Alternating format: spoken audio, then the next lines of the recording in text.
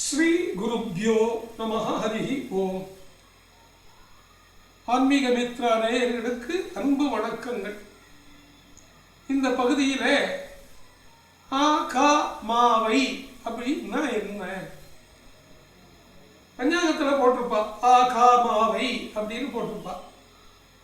நிறைய பேருக்கு அது என்னன்னு தெரியறதில்லை. விஷயம் தெரிஞ்சவா, சாஸ்திரம் வாசிச்சவா அதை தொடர்ந்து கடைபிடிச்சுட்டு வரலாம்.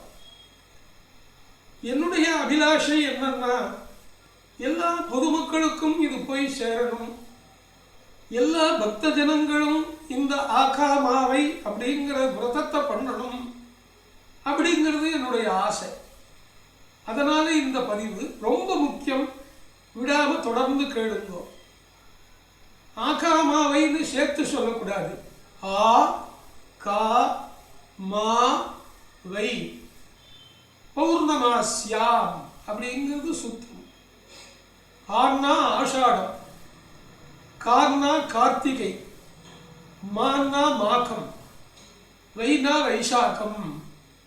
இது தமிழ்ல சொல்லணும்னா ஆடி, கார்த்திகை, மாசி, வைகாசி.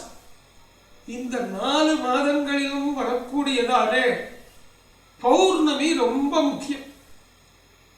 ஆகாமாவை ஆஷாட பௌர்ணமி ரொம்ப விசேஷம். சதுர்மாசிய ஆரம்பம்.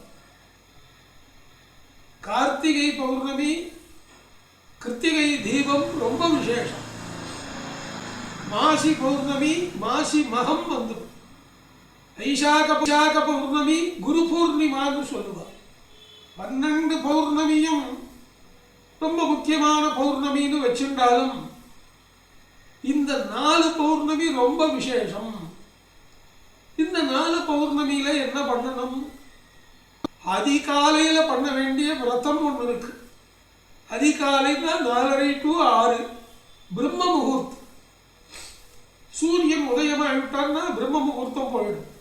சூரிய உதயத்துக்குள்ளே 4:30 to 5:30 கூட வச்சுக்கலாம். ஆனால் 4:30 மணிக்கு முன்னாடி ஸ்நானம் பண்ணக்கூடாது. துவாதசி அன்னைக்கு மட்டும்தான் 3:30 மணிக்கு ஸ்நானம். மற்ற எல்லா நாளும் 4:30 மணிக்கு மேலதான் குளிக்கணும். இதை நான் வேற எபிசோடுகளில் கூட சொல்லியிருக்கேன்.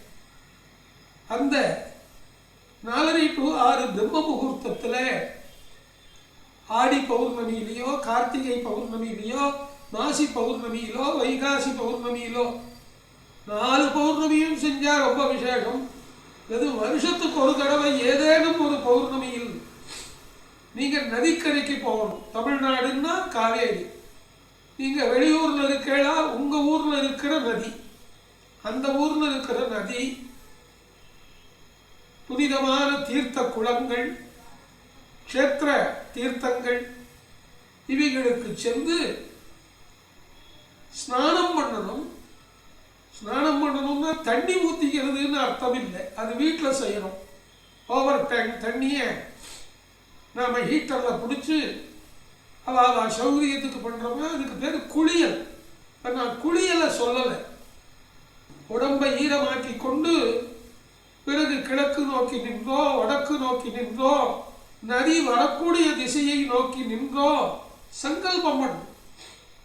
சுபே சோபனே முகூர்த்தேன்னு சொல்லக்கூடிய மகா சங்கல்பத்தை பண்ணி நீங்க எந்த மாசத்துல ஸ்நானம் பண்றீங்களோ அந்த மாசமூர்த்தியினுடைய பேரை சொல்லி, குலதெய்வத்தினுடைய பேரை சொல்லி, குரு எல்லாம் சொல்லி கொடுப்பார். அது மாதிரி சங்கல்பம் பண்ணி ஸ்நானம் பண்ணணும்.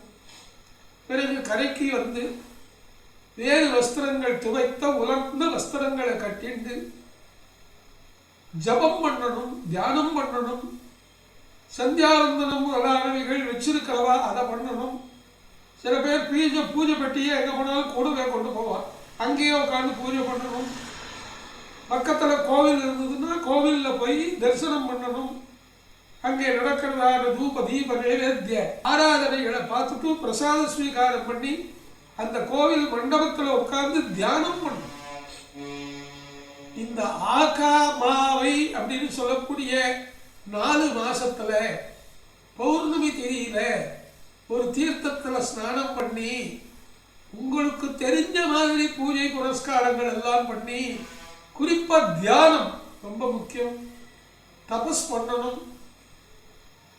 அப்படி முடிச்சுட்டு ஏதாவது தானம் பண்ணணும். நம்ம கிட்ட எவ்வளவு இருக்கோ பூராத்தையும் கொடுன்னு சொல்லலையே. தனக்கு மிஞ்சினது தானே தர்மம். ஒரு ரூபாயாவது தானம் பண்ணணும். முடிஞ்ச அளவுக்கு ஒருத்தருக்கு பண்ணலாம், நிறைய பேருக்கு பண்ணலாம்.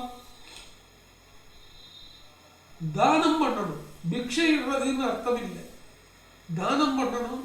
இப்படி தானம் பண்ற போது கோபி சந்தனம், துளசி தளம், வெத்தலை பாக்கு, 2 வாழைப்பழமும் ஒரு தேங்காயை வச்சு தட்சிணை வச்சு பெரியவாளா கொடுத்து நமஸ்காரம் பண்ணிட்டு